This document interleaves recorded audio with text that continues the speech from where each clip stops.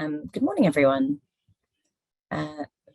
Brilliant to see so many people joining, and I'm sure we'll see a few more in the next couple of minutes. So welcome. This is JRF and for Coram. We have launched a report today looking at the existing childcare system and seeing how it treats disadvantaged children and disadvantaged families. You might have seen coverage in lots of outlets, including the BBC, and the report, which we'll put in the chat as well. And so this webinar is about digging deeper into our childcare system and thinking about the ways in which it affects inequality and children's life chances.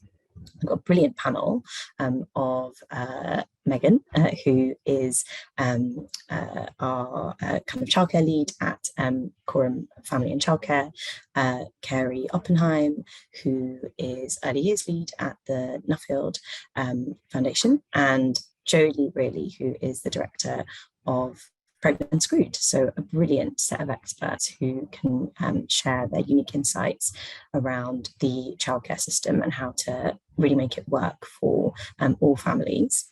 Just a little bit of housekeeping before we jump into context and presentations. This webinar is being recorded, and we also have captions available if you have accessibility requirements, so you should be able to find them on screen. If you can't, do send a message on the chat and we should be able to help you. So just to set a little bit of context before we jump into presentations. So obviously we've seen a huge amount of change in the kind of tenor and tone of the debate around childcare in the last few months. So the kind of most prominently, we saw a huge number of families talking about the cost of childcare, which was the kind of most obvious symptom of the broken system. And the government announced in the budget in March a kind of proposed expansion of the childcare system, which really signalled that they were taking increased responsibility for that system and for families' outcomes.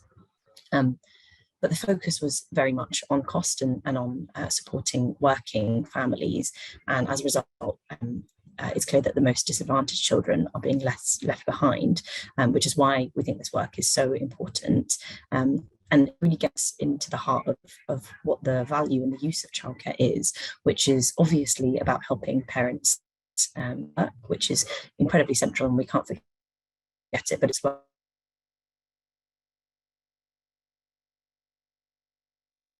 about really giving you a bit of an intro to the panel.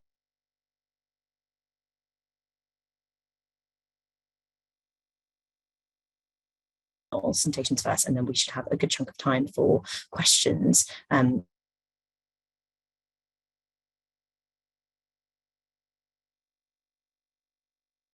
Do feel free to leave your question for the end.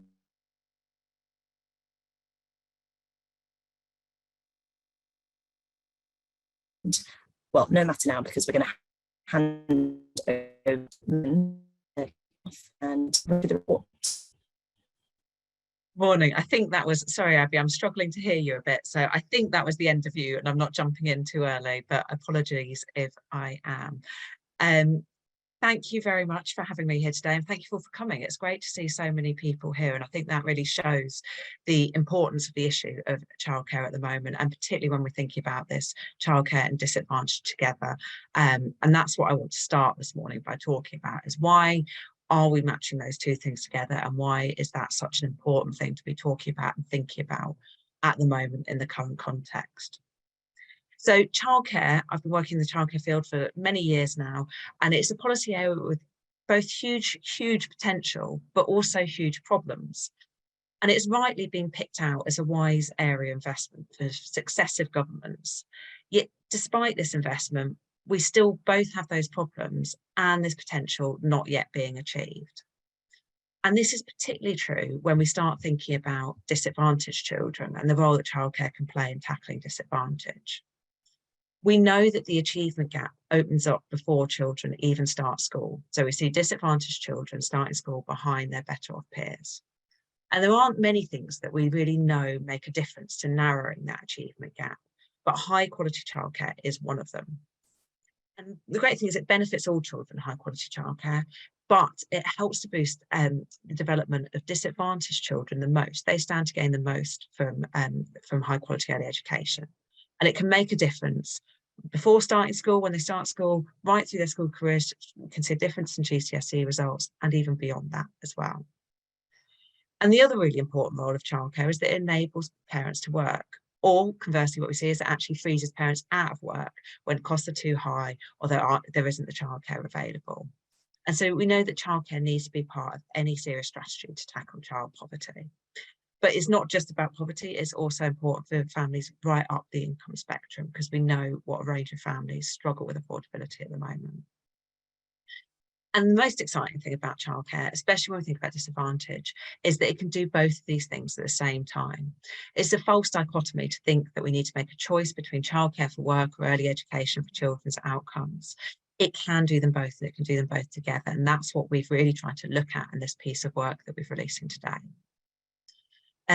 But instead, what we see is that childcare policy is increasingly prioritising childcare for employment and neglecting the role it can play in supporting children's outcomes.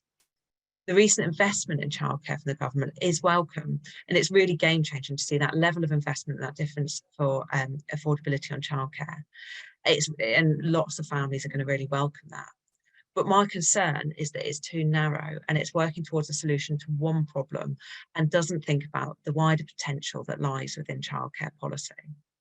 It tips childcare policy towards being almost entirely about employment, leaving behind children whose parents cannot work or do not work, and it's stretching an overburdened sector, which calls into questions about whether they're achievable. And that's the context where we started this work. That we saw that there was a need to rebuild the foundations of the sector, rebalancing priorities so that the system is achieving both on employment and on children's outcomes. And most importantly, we need the system to meet the needs of disadvantaged children who stand to gain the most. We undertook this review of current policy and the possibility of review with a spirit of ambition, because it's so exciting. There is so much that childcare can do, but also about realism, about what can be achievable within the next few years. And we found that there is something really quite exciting that can be done within those parameters. Early education and childcare policy really can change children's lives, and the possibility of how you can rework the system to achieve that really is exciting. So what we looked at is we've identified 5 building blocks that are needed for a childcare system that achieves this potential. So I'm going to talk through these 5 building blocks first of all. The first one is around affordability, and that's been well discussed. We know how big the problems are around affordability. And we know also that the government plans do have the potential to make considerable progress on making childcare more affordable for families. There will still be this extreme complexity in the system. We know at the moment that families face 8 different types of support that they can access, and that can leave them struggling to know which one's right for them and to fall through the cracks completely.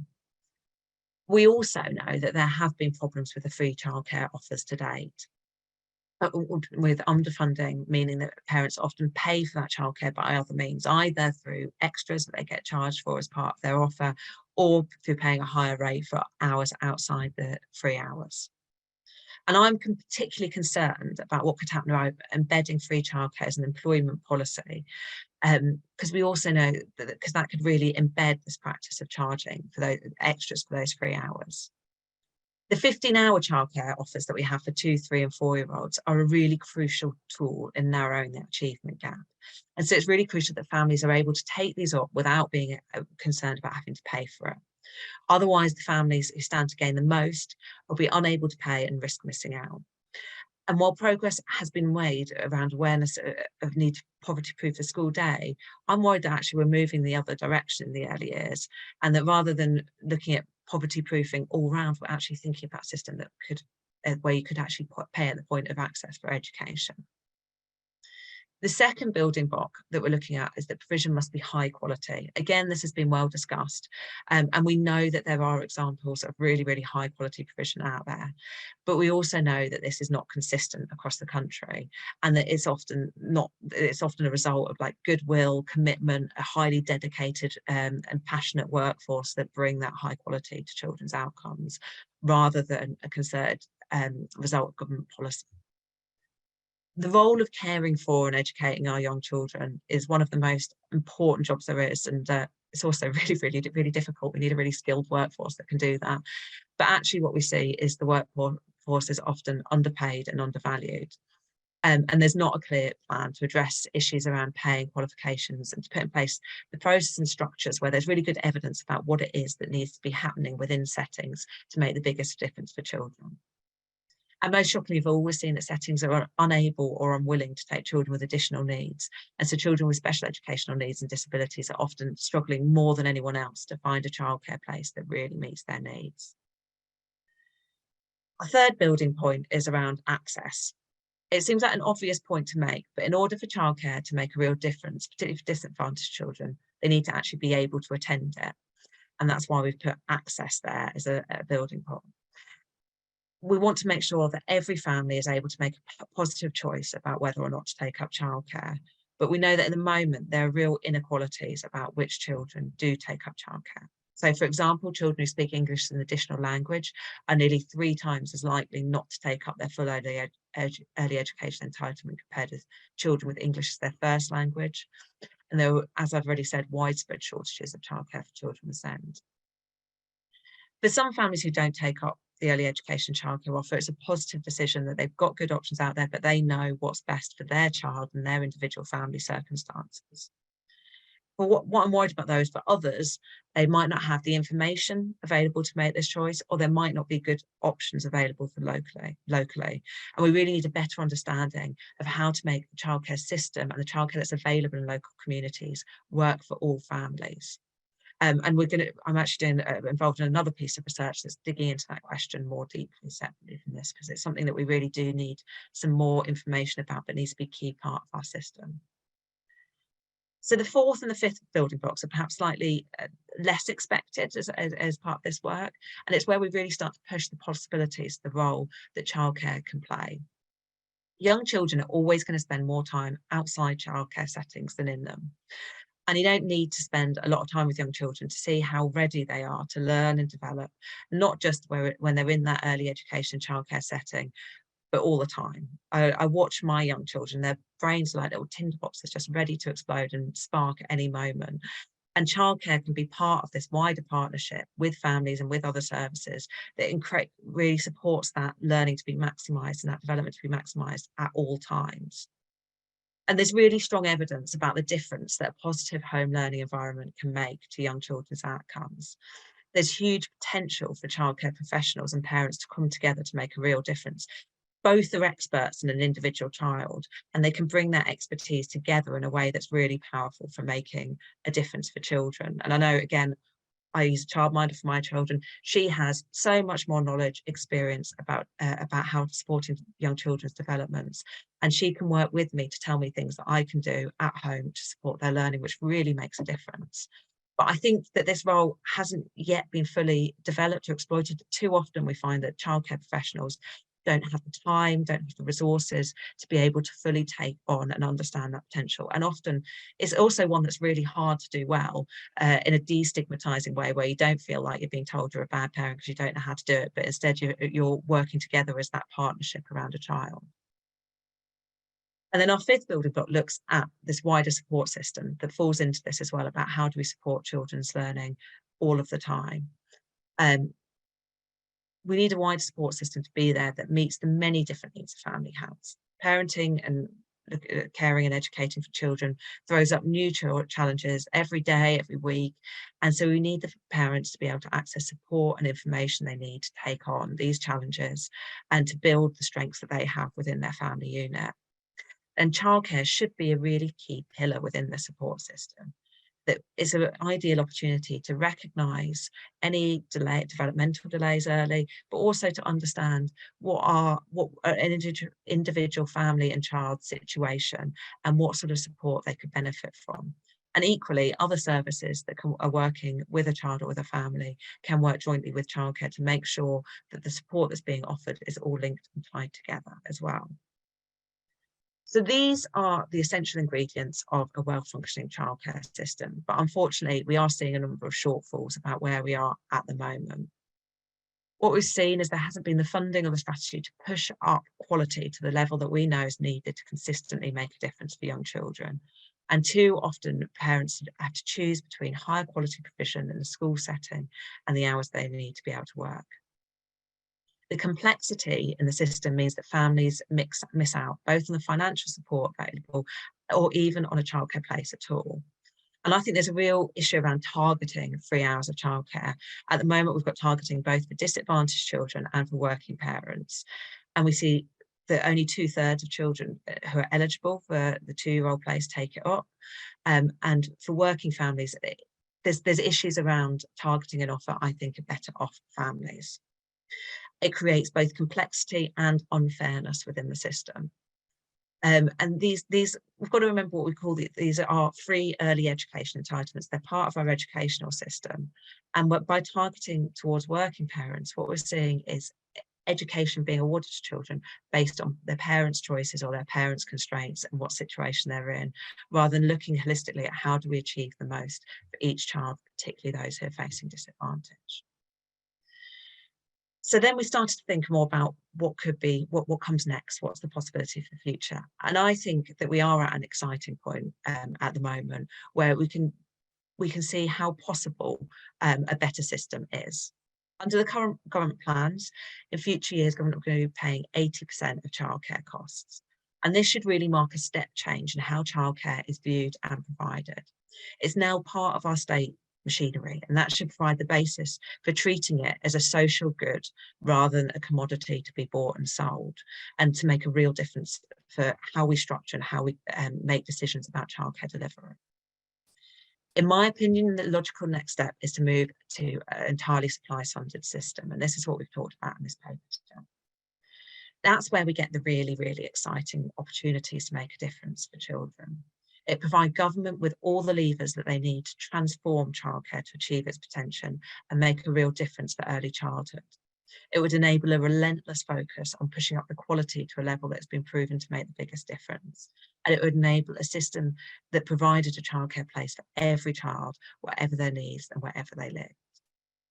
And it also provides the opportunity for viewing and designing local childcare services as part of this wider system that builds on families' strengths and provides that support, catches them where families need to be caught and supported. What it doesn't mean is that government would have to pay all the costs of childcare that's delivered in this country and that's used in this country. It means creating one simple system which guaranteed that parents would only ever pay a childcare bill that was affordable to them, and that they'd be able to also access the free childcare through that system. But parents' fees would also play a role in this. And that's trying to design a system that works in the context we're in, the UK context and where we're at. One of the really important points about that is so including free childcare within the system, but to make sure that any free childcare offer is universal rather than targeted. That is really crucially important. This is how we make sure that early education is normalised and accessed by the widest range of children, and takes away some of those inequalities in who's able and who is accessing childcare at the moment. We need careful consideration about how big that free childcare offer, and I know that's an area for real debate at the moment, but we want to be mindful of the danger of spreading funding too thinly over a large number of hours and the sacrifices to quality that could bring, rather than focusing on the potential that childcare has to really boost outcomes for children. The really important point is getting the foundations of the system right so that every place is of the highest quality and maximising the benefits it can bring to a whole family, and it is appealing for families, whatever their background.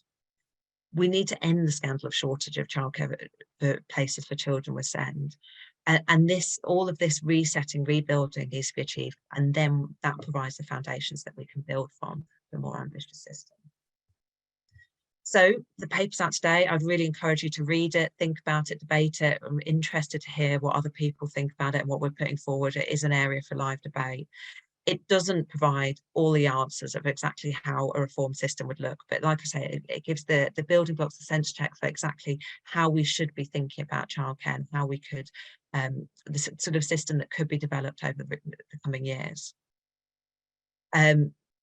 It creates a fairer system where every child is supported to thrive before they start school, and every parent has the opportunity to make those positive choices about work, knowing that they can afford to go to work and knowing that their child receives education, they're the same education, whatever what their choices are.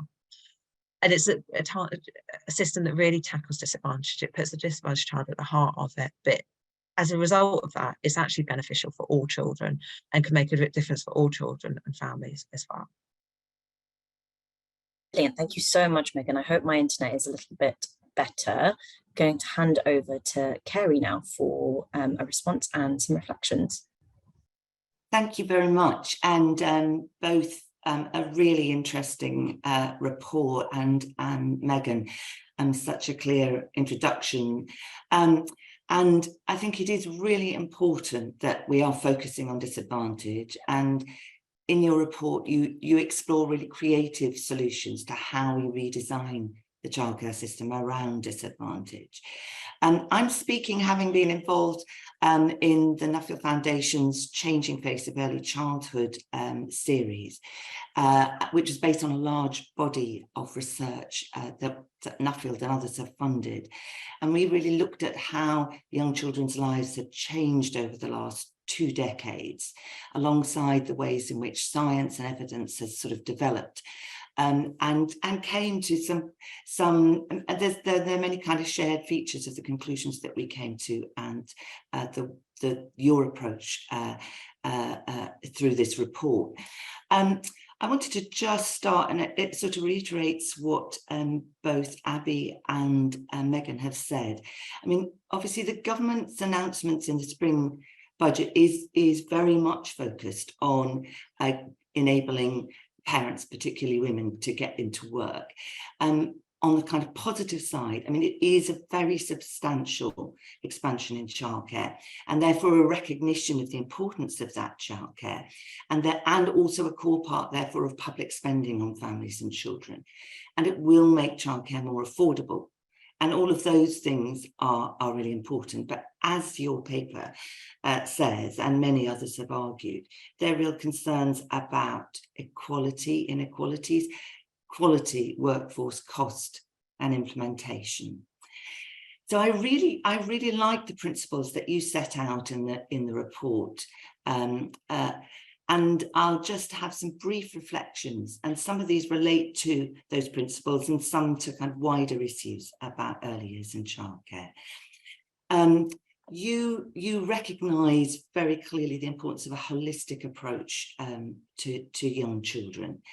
And I think more generally, there is still a broader issue about where the baby, the infant, the child is in this debate. And not only their outcomes, but also their well-being in the here and now.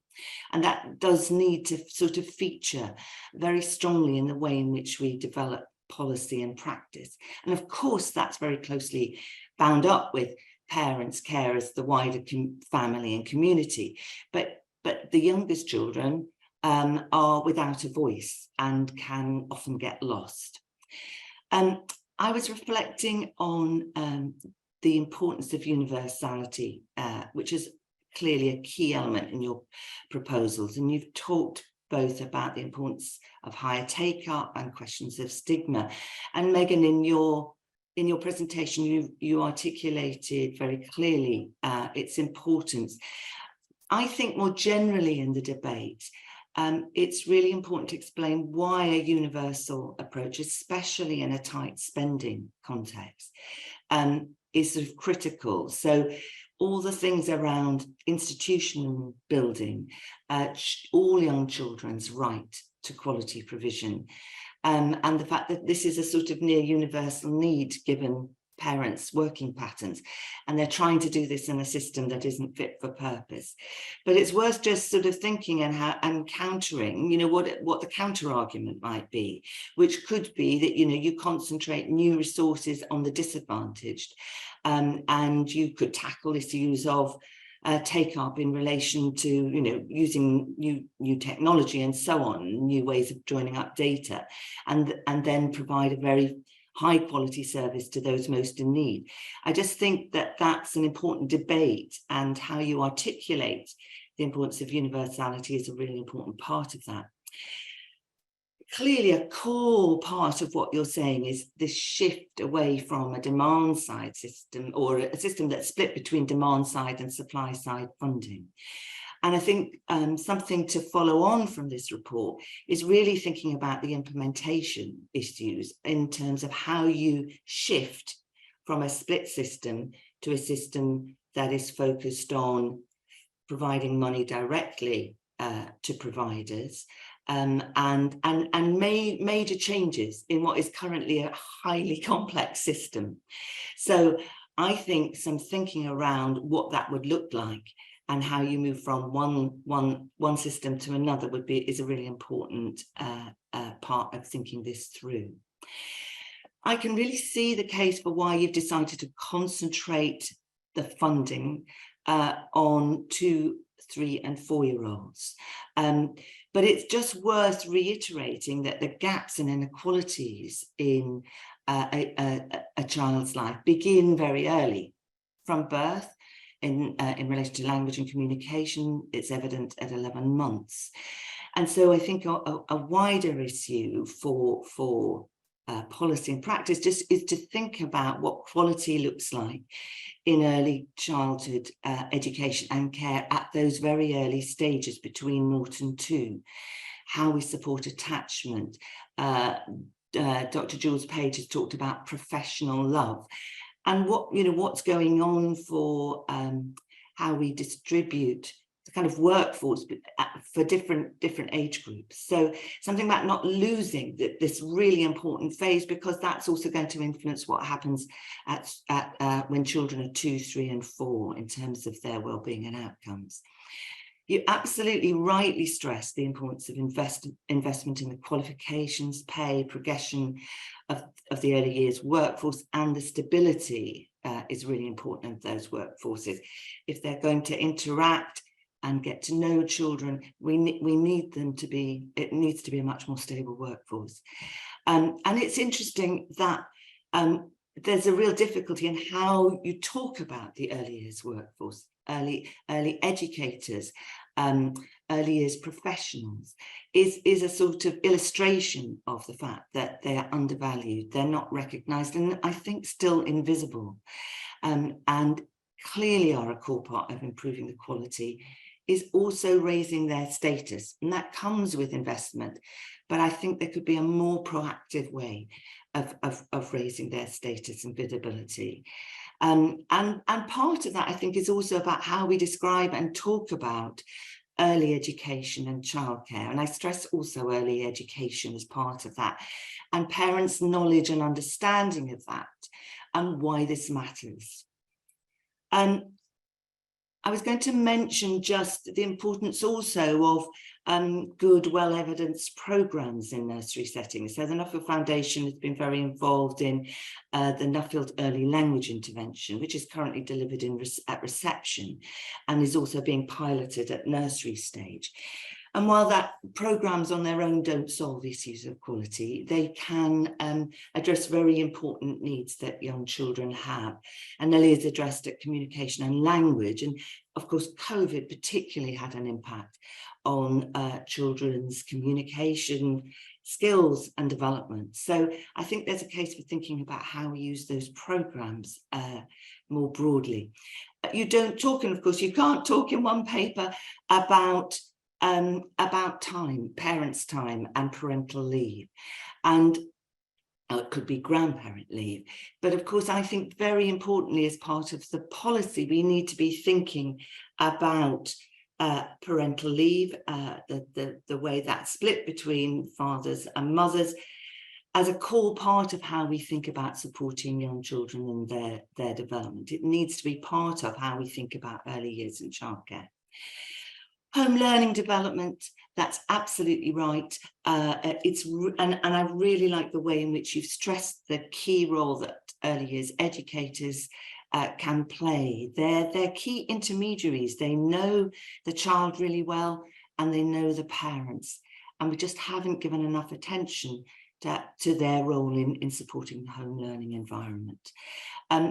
Also in relation to supporting home learning environment, there are a lot of digital interventions that have been developed with sort of, as yet, not that much evidence. So that's something that we need to think about. And we also need to think not only about learning, but also children's social and emotional development.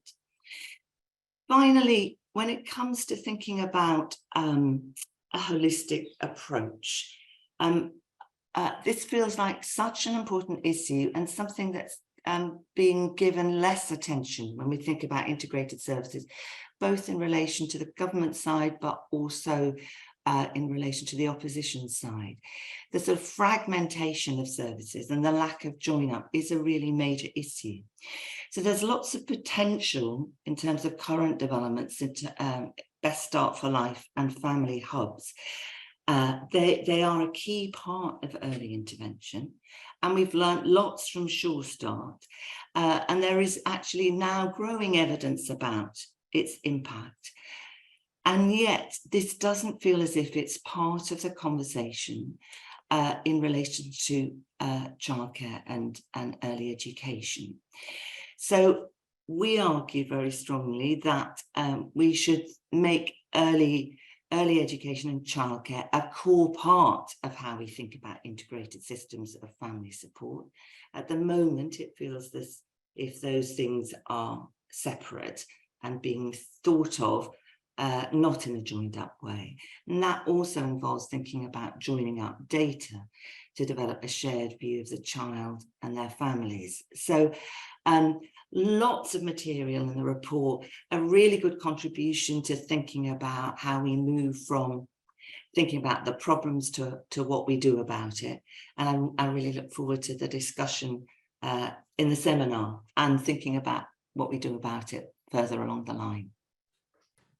Thank you so much, Kerry. Such interesting reflections, and I think it's encouraged a lot of questions in the chat. I'm going to hand over now to Jodie, our last speaker, to talk a bit about how we might win some of these changes and any other reflections you have on the work. Thanks, Abby. Hello, everybody. I am Jolie. I'm the founder of Pregnant Then Screwed. We exist to end the motherhood penalty, which is essentially the gender pay gap, because the majority of the gender pay gap is caused by the system not working for mothers.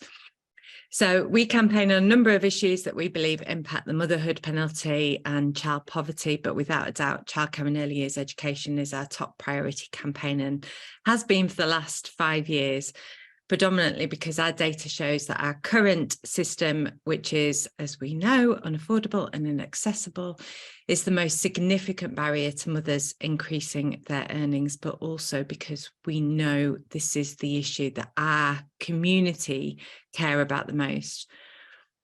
As an organisation which represents mothers, they are our primary focus when talking about and campaigning on childcare. But of course, we absolutely recognise all of those people that are impacted by this dysfunctional system that we're currently living with. Over the last 5 years, we've run about 30 campaigns on childcare, predominantly using new data as the press hook, which galvanises coverage of the issue. And then we gather case studies that add colour and life to the data. But we've also run a number of other campaigns, such as Write to Your MP, government petitions, which trigger Westminster Hall debates, and direct action campaigns, such as playing the shrill, horrendous sound of a baby crying from billboards and in train stations to raise awareness of what was going on. And by protesting, hopefully some of you will have heard of March of the Mummies, which was a major protest we staged in October last year, where 15,000 parents marched across 10 cities demanding childcare reform. And that triggered 900 items of press and media coverage on the issue, and it was raised in Parliament 5 times. Campaigning and lobbying is never an exact science. You really can never say with any real certainty that if you do X, the result will be X, because the environment in which we are campaigning is constantly changing. I mean, we've had about 64 prime ministers, haven't we, in the last 2 years, let alone children and well-being ministers. But to my mind, there is one solid truth when it comes to campaigning for legislative reform, and that is that those who have the power to change legislation care about getting votes. They care about retaining power or growing their power. Something that has never been more true than it is right now as we hurtle towards a general election. The largest group of people or voters who are interested in changing our childcare system are parents, predominantly mothers. So demonstrating to politicians that this group will vote with their feet unless change happens has always been the primary focus of our strategy for childcare reform. And to do this, we focused on 2 goals. Firstly, to be the voice of working mothers. That means that mothers need to trust us so that they firmly believe that supporting us as Pregnant Then Screwed is the key to making a difference to the issues which impact them. So when we ask mothers to take a specific action, they do it. And this drives the issue up the political agenda. Our ability to do this is quite unique and most certainly hasn't happened by accident. Community building is central to everything that we do at Pregnant Then Screwed, and it's taken years of investment and careful planning to get to this point where if we ask parents of young children to take to the streets and start marching, 15,000 respond. This is also why we have the ear of politicians. They know that we can influence the way hundreds of thousands of parents, predominantly mothers, feel about government policy. So they consult with us because they're desperate to control our messaging in any way that they can. Straight after the budget announcement, the Secretary of State for Education, the Minister for Children and Wellbeing asked me to meet with them to temperature check how our community felt about the announcement. Secondly, our aim has been to drive press and media engagement on this issue because that is the way you educate the public on why this matters, while simultaneously applying pressure on the government to act. And we've been pretty successful in this regard. Recent analysis shows that we've influenced about 500,000 items of press and broadcast coverage on childcare, including front page news of The Guardian, The Observer and The Times. And we do this because we're able to gather data very quickly because we've got such a large community, and we can add colour to that data, like by getting really great case studies and by responding to quotes at lightning speed, all things that journalists love. So all of this takes us to the present day, where a pledge on childcare has finally been secured from the current government. And as we all know, it is far, far from perfect. But I think it's so important that we recognise the magnitude of the spring budget, which has now set a new bar for the future of childcare and early years education, which all political parties will be forced to improve upon should they want to secure the votes of the parents who really care about this issue. Reflecting on the detail of what was announced, I think it's important to remember that we were never going to go from the absolute shambolic mess our childcare and early years system was in to a perfect system overnight. As we all know, and as has been discussed, this is really complicated. It's so complicated that of the 50-ish organisations that campaign on this issue, many of us vehemently disagree with each other on what the government should do to improve things. And I think it's also really important to say that there is no country that has got this right. There are issues with the childcare and early years education system in every single country. Granted, many are way better than we are on pretty much every metric, but none are perfect. So I believe it's really important that we celebrate this announcement, that we thank the Treasury for listening, and we then work out what is required to make the system even better. In my opinion, criticising the government for this investment in any form risks undermining future investment.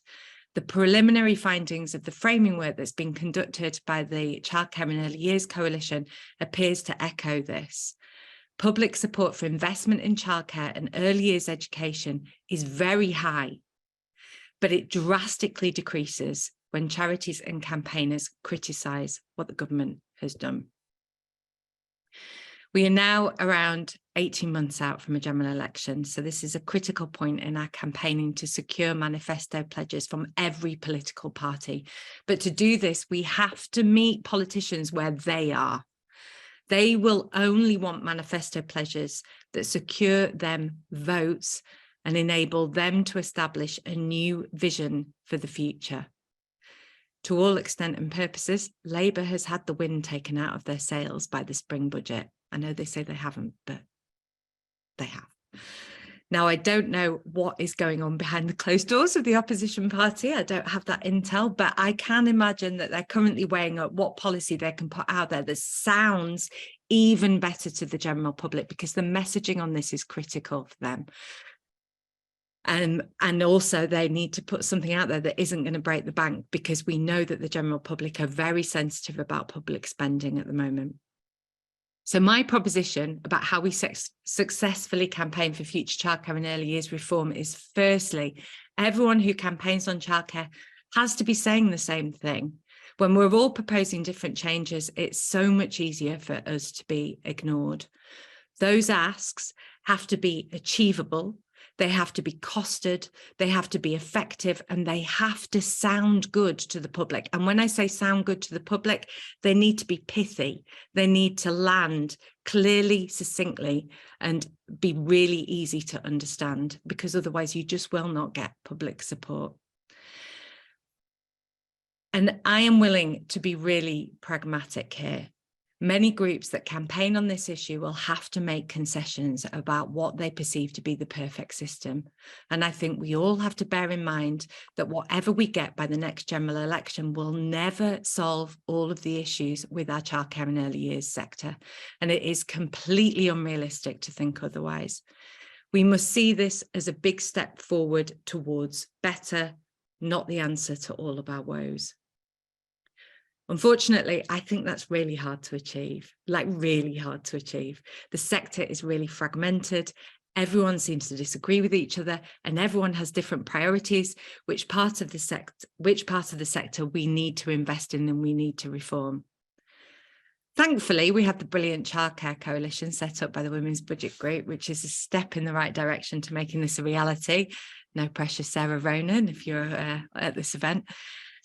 Once we have those asks, those clear, succinct asks that we can all get behind and we can all agree with, and they're costed and clear, then we need to mobilise the public to support what it is we are asking for. And we do this by communicating what it is we want in a simple and engaging way, by showing the public how this will benefit them, not just parents, all of the public, and by getting the press to continue to cover childcare issues in the lead up to the next general election.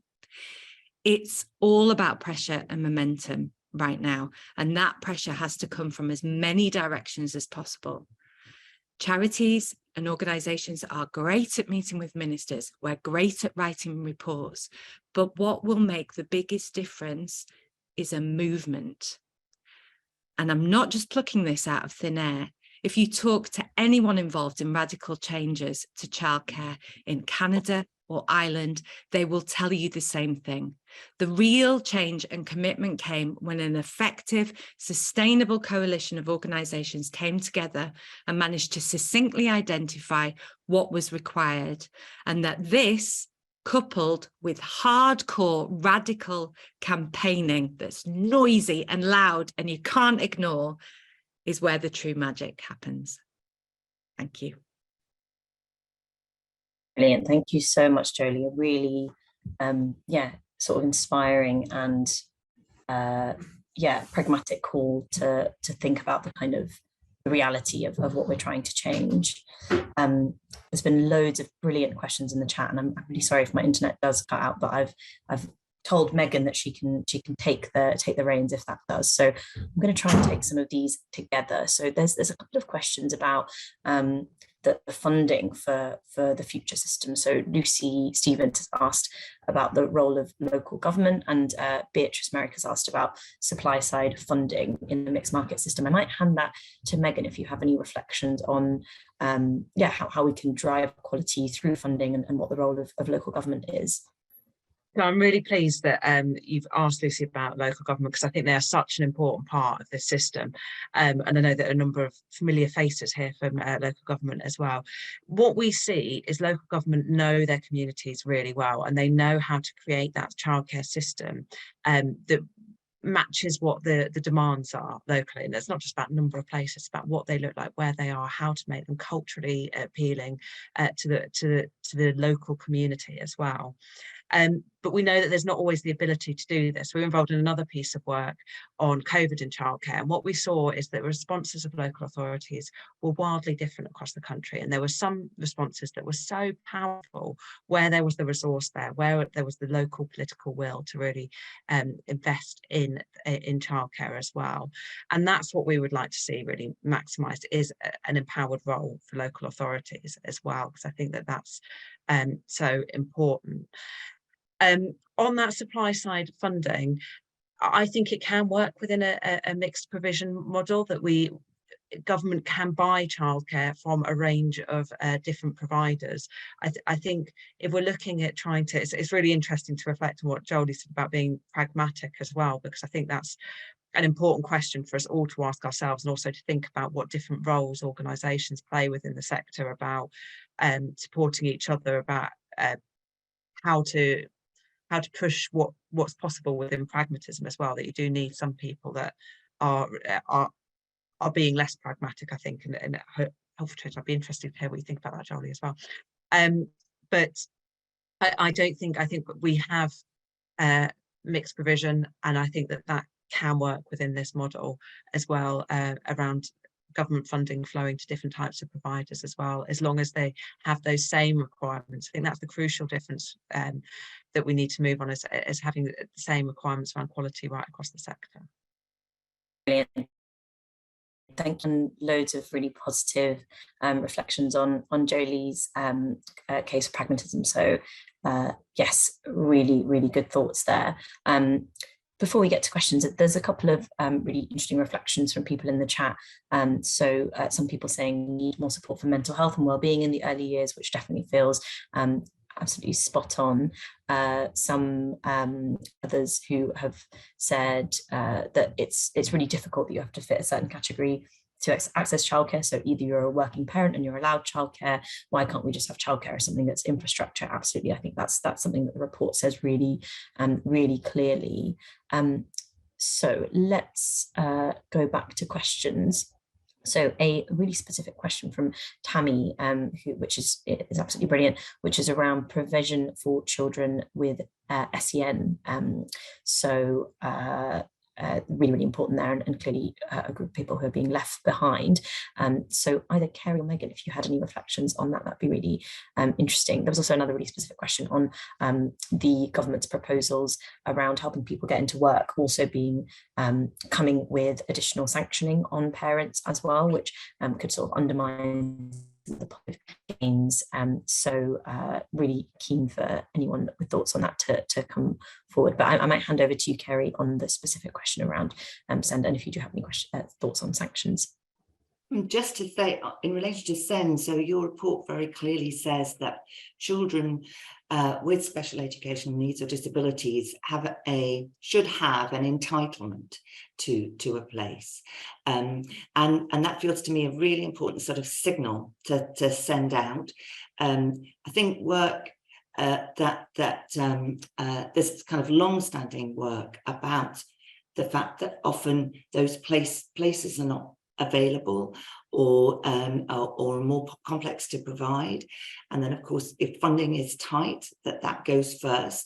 So I think I don't have an answer in relation to what we do right now. I think it's a very important sort of marker to put down, but then I think thinking about what it is that local areas can do more immediately in the meantime is a really important priority. The other group that we looked at in our work was children who are in the child protection system in some way, and the importance that early years could give to those families as a sort of anchor, providing support for the family and also support for the child.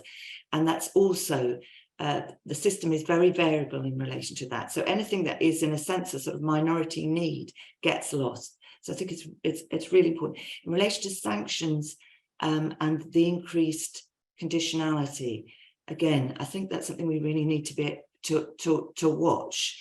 And I think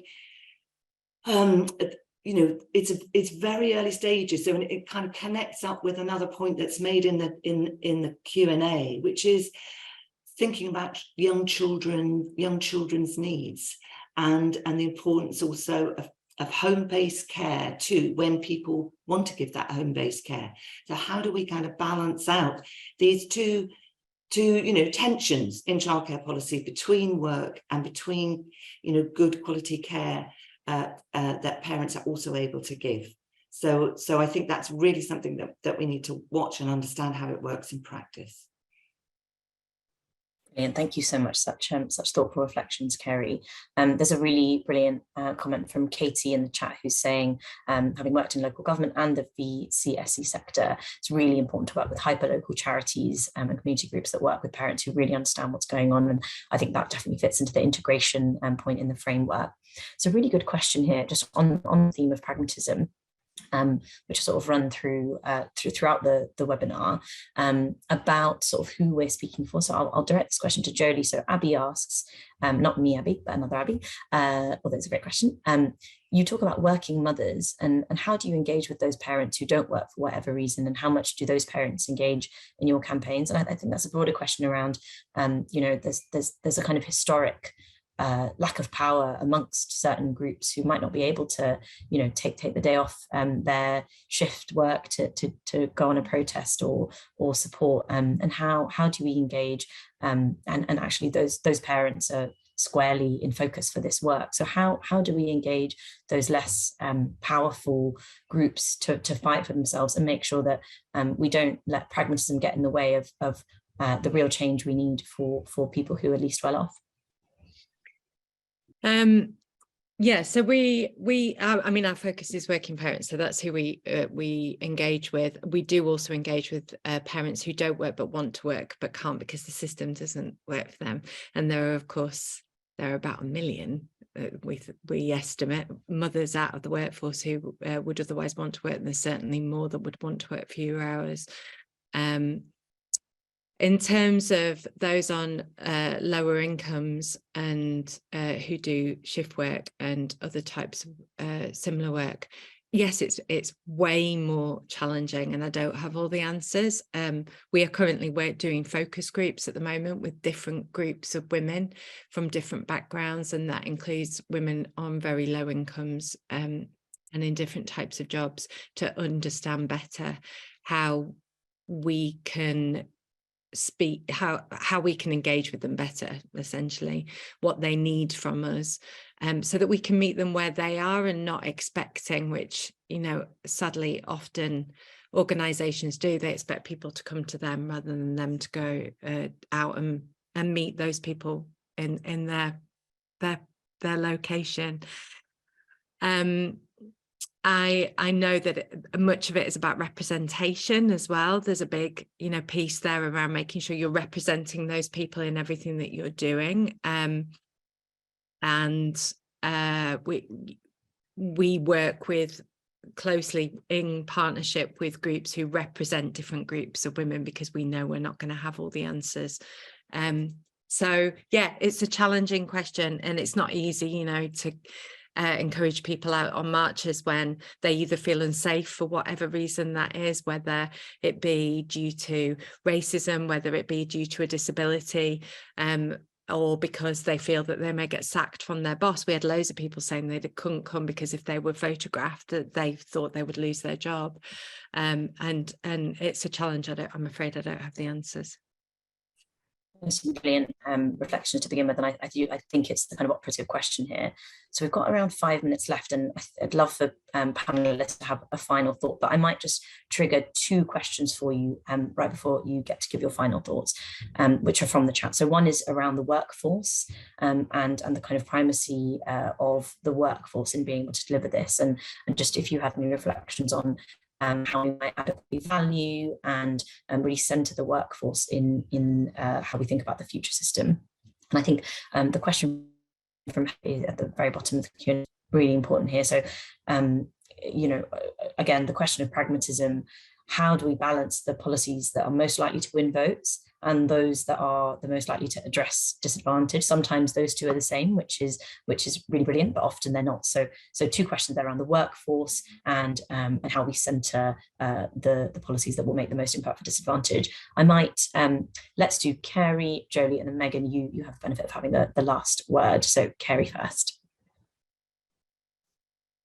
On the workforce, it is absolutely crucial part of delivering quality early education and care. And I think it's interesting, the Fairness Foundation did some work on public support for investing in the early years workforce, which is very positive across different political parties and different groups.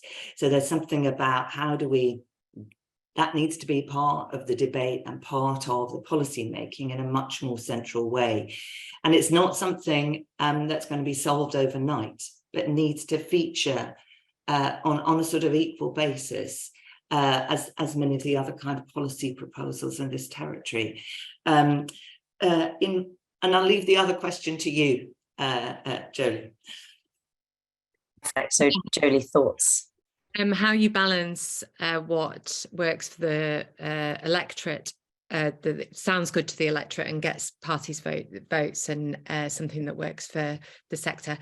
I mean, the simple answer is you test it. So we need to get together as a coalition. We come up with different solutions and different propositions. We make sure that messaging is really clear, and then we test it, just like any government would do with any policy. They'll put it out in the press as a leaked thing, and then they see what the public response is to it. Not that we would do a leak thing, but you can do lots of, we're already doing the framing work with the Childcare Coalition, looking at the public's response to current investment. So there are methods of being able to test different solutions to see what the public buy into and what they don't. But at the same time, there is some really obvious stuff, like the Labour Party are not going to put forward something that sounds worse than what the Tories have put forward already, because ultimately there's what is pointless for them. It's not going to win them votes. This is something they're hanging their hat onto as a way of getting votes in the next election. So, you know, there's certain things that we can easily rule out and say, well, that's not, people are just, the political parties are not going to buy into that. So it's all about coalition, it's all about testing stuff. Brilliant, and really, yeah, very true, and rings very true right now. So Megan, you've got around 45 seconds to wrap up and share thoughts. Well, I actually wonder whether there's a similar answer to both of those questions around workforce and raising the voice for disadvantaged. I think, Carey, your point about young children not having a voice is really important one to go back to. But actually what we know is parents really care about their children, really care about their children's outcomes. And so maybe what we need to be thinking about is that the importance of that role that childcare plays in making a real difference for children. And as parents, we do know that, we see it, but yet we're not quite talking about that enough. That's not getting the public attention, and that's what's needed to really build the value of the workforce. Pay would also help, obviously, but there is something there about really valuing the workforce, and that can also take forward those quality improvements that we need, that will make the biggest difference to all children, and that can start to speak to the disadvantaged question as well.